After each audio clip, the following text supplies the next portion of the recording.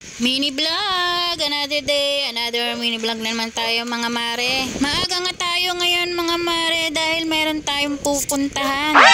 Nakaligo na nga ako dyan mga mare, pero yung mga kasama ko ay tulog pa rin. At dahil vlogger tayo mga mare, pati pagsusot ay vlog na natin. Naalala ko nga pala yung aking implant mga mare. Binalot ko nga pala yan ng plastic bago ako maligo.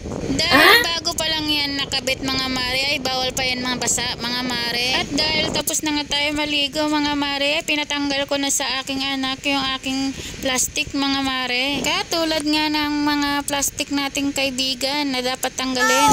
Hala, nahugot yan? Natanggal na nga yung plastic dyan at mga mare. At pinagpatuloy ko na nga ang pagbibihis mga mare. Siyempre, tinakpang ko yan mga mare at baka makita nyo ang aking mga kadilim-diliman dyan. At ang ating tiyan na lumalabas mga mare. Di bali na ang dibdib natin ang lumabas, wag lang yung ating bilbil mga mare.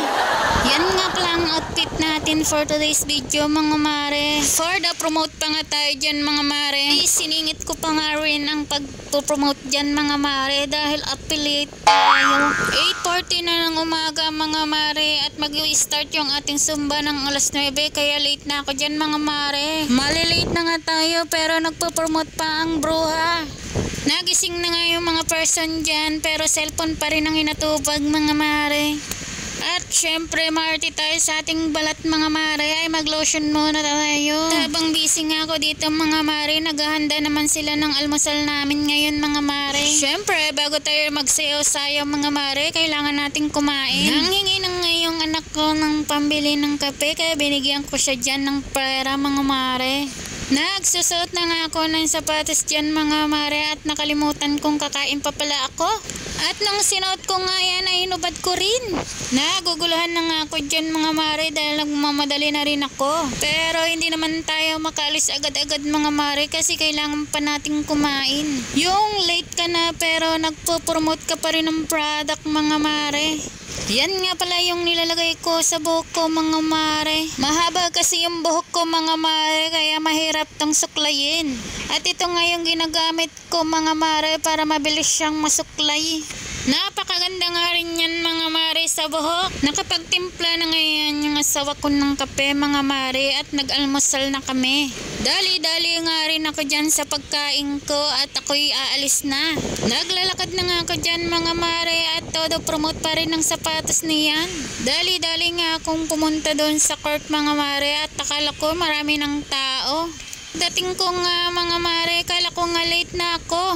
Yung pala ay maaga pa rin ako mga mare at dahil dyan nag-model-model na naman ang person.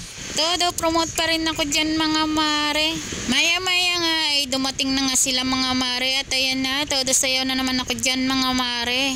Pagod na pagod nga ako dyan mga mare. Dahil mag-isang taon na rin tayong hindi nagsusumba mga mare.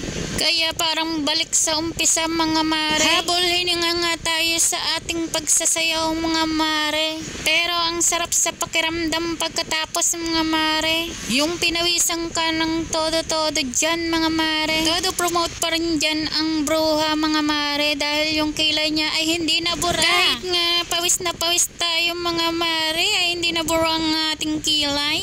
Napakaganda nga neto mga mare ang na product na to. I-chat nyo nga lang ako kung anong product yung ginamit ko mga mare. Natapos na nga dyan mga mare at pauwi na ako. At syempre dumaan na rin tayo sa palengke mga mare. Bumili tayo ng kamote ng kahoy. Bala ko kasi yung gataan mga mare at gawing merienda.